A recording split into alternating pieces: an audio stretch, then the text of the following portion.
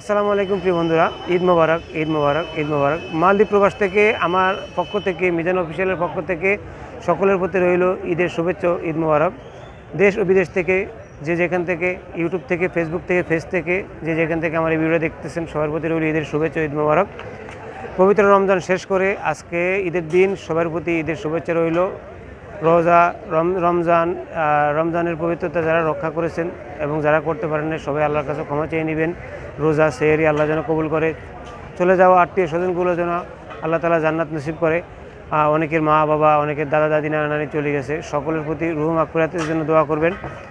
মালদ্বীপ নয়, বিশ্বের সকল প্রবাসীদেরকে যেন আল্লাহ তাআলা সহি সালামতে সেভে রাখে এবং ভালো থাকে।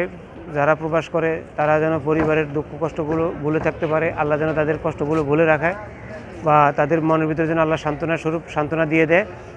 সবার জন্য ঈদের শুভেচ্ছা রইল। বাংলাদেশে আগামীকালকে ঈদ, আজকে আমাদের প্রবাসের ঈদ। তো ঈদগুলো আনন্দে হয় নাই, অনেক কষ্টে ঈদ কাটাইছি, পরিবারের মানুষজনকে ছেড়ে ঈদটা অত আনন্দের হয় না। তারপরেও আমাদের প্রবাসী যে জীবন, আমাদের ঈদ করতে হবে বা সময় কারোর জন্য থেমে থাকে না।